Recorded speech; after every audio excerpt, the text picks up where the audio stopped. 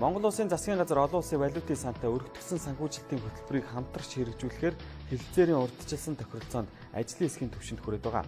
Энэ хөтөлбөр нь үндсэн 3 хэсэгтэй. 1-р төсөв, 2-р мөнгөний бодлого, 3-р санхүүгийн зах зээлийн дархлааг сайжруулах, санхүүгийн зуучлалын үр ашгийг нэмэгдүүлэхэд чиглэж байгаамаа.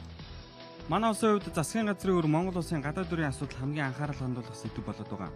Үрийн асуудлыг шийдвэрлэхийн тулд үр үүсгэх шалтгаан болсон төсвийн хит задгаа бодлогыг хомих, сайжруулах шаардлага тулгамдж байна. Улсын төсөв одоогийнх шиг өндөр алдагдaltaй явах юм бол үрийн хямралаас гарахд хэцүү. 2016 оны хувьд 18% байгаа төсвийн алдагдлыг хөтөлбөрийн турш шатараатай арга хэмжээ авсны үр дүнд 2% авчирна гэсэн том зорилтыг талууд өмнө тавиад байна. Ингийн тулд орлогыг нь өсгөх, зардлыг нь таних шаардлага тулгарч байгаа. Төсвийн тодтгол дээр ялангуяа энэ зардлыг багасгах юм нэлээд орж ирэх болов гэж бодож байна. Дээр нь бол мэдээж энэ төсвийн зардлын ихэнх нь 60-70% нь бол цалинд явж байгаа. Тэгэхээр цаад утгаараа бол төрд ажиллаж байгаа тодорхой нэг хэмжээний ажлын байрыг бол би сомдох болов гэж бодож байгаа. Төрд ажлын байр сомтсноор энэ гудамжинд гарч байгаа юм биш. Хувийн секторт бол боловсруучаа орж ирнэ гэсэн үг. Нэг талаа хөдөлмөрийн зах зээлд яг нарийн утгаар бол их сайнаар тусдаг. Валютын сантай хүрсэн тохиролцооны миний бодлоор нэлээд чухал хэсэг бол юу гэхээр сангийн амнаас оруулж байгаа төсвийн нийт зарлагын дүнг бол өөрчлөлт болохгүй гэсэн улсын их хурал дээр төсөв баталгаатай гэсэн ойлголцолд хүрсэн байна. Тэрний юу гэхээр хэрэгзээ ямар нэгэн хөтөлбөр зарлага нэмэх гэж байгаа бол нөгөө талаас нь танах хэрэгтэй. Тэгжээж нийт дүнгээ бол сангийн амнаас оруулсан төвшөнд барих хэрэгтэй гэсэн тохиролцоонд хүрсэн байна. Тэгэхээр энэ бол макро эдийн засгийн тэнцвэржүүлэхэд нэлээд чухал үүрэгтэй. Яагаад тэгэхээр зөвхөн улсын их хурлд энэ эрх үүргийг өгөөд авах юм бол үрийн хязгаарлалт бол дахиад даваад авах боломжтой болчиход байгаа. Тэгэхээр бол юу гэхээр ийм тохиролцоонд хүрснээр бол нэлээд тийм шинэлэг юм болсон. Гэвч энэ бид нар бас бодох хэрэгтэй юу гэхээр ийм зохицуулалт ерөөсөө энэ улсад огт байхгүй байсан юм уу гэвэл бас бодлоо.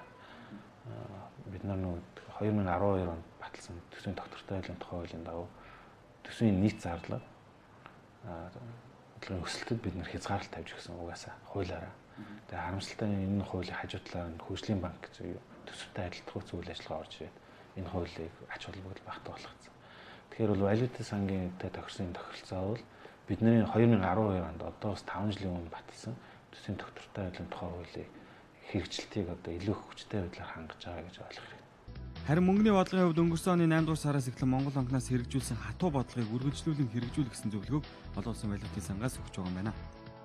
Энэ ямар агуулгаар байна вэ гэхээр нэгдүгээр үнийн тогтвортой байдлыг үргэлжлүүлэн хадгалах хэрэгтэй. Өөрөлдөл инфляцийг зорилттой түвшин буюу тогтвортой нам түвшинд хадгалах гэдгээр бол үндсэндээ мөнгөний бодлогыг хэрэгжүүлээ гэж байгаа. Гэхдээ яг ерөнхийдөө бас үг үсгийг харах юм бол бас тийм зохимжтой мөнгөний хатуу бодлого гэдэг үг үсэг бас дурддагддаг. Тэгэхээр тэр нь ямар агуулгаар байна вэ гэхээр ерөнхийдөө бас төсвийн шин чанартай үйл ажиллагаануудыг өмнө төв банкнаас санхүүжүүлсэн. Тэгэхээр энэ үйл ажиллагааг бол цаашаад бол төвшрүүн шилжүүлэх ёстой. Монгол банк бол яг мөнгөнийхөө бодлогоогоо чиглэх ёстой. Үнийхээ тогтвортой байдлыг инфляцийг нам байлгаад чиглэх ёстой гэдэг агуулгаар байгаа.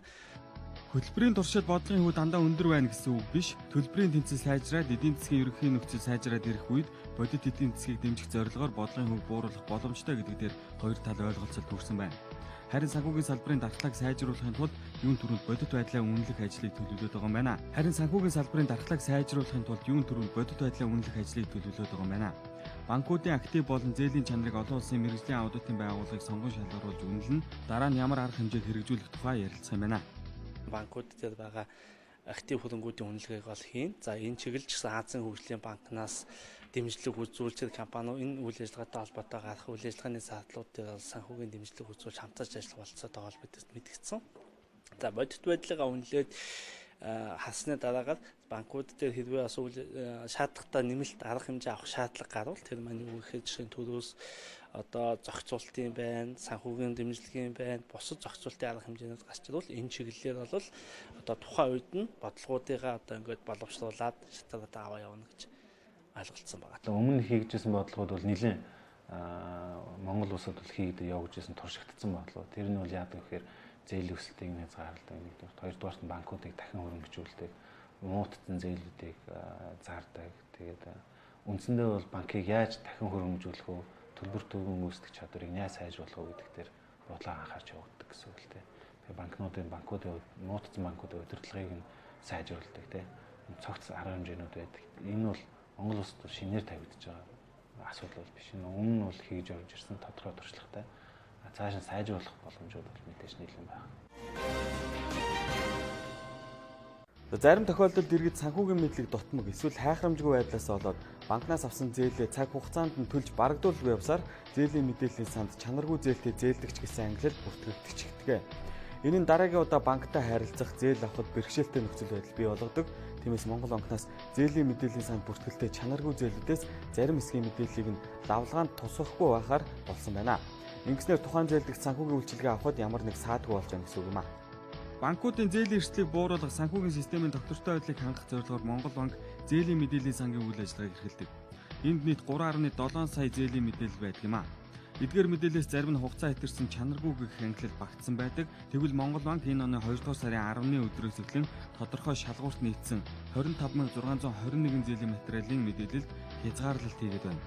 Өөрөөр хэлбэл одоо эдгээр зээлдэгчид банкнаас зээл авах гээд эдийн засгчид хандхад өмнөх зээлийн муу түүхэн системд харагдахгүй болсон гэсэн үг. Гэхдээ бүх чанаргүй зээл биш, зөвхөн тодорхой нөхцөлд нийцсэн зээлүүд үүнд хамаарна.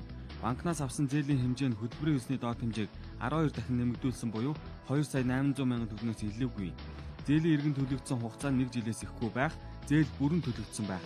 Зөвхөн нэг л удаа зөрчил гаргасан байх гэсэн тодорхой нөхцөлд нийцсэн зээлүүдийн мэдээллийг зээлийн мэдээллийн сангийн лавлгаанд тусгахгүй байхаар болсон юм байна.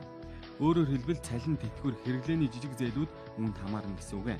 Хязгаарлалтанд хамрагдсан иргэдийн зээлийн одоо эзэдүүд гэх юм уу да тий зээлдэгчд ихэнх нь бол иргэд байгаа.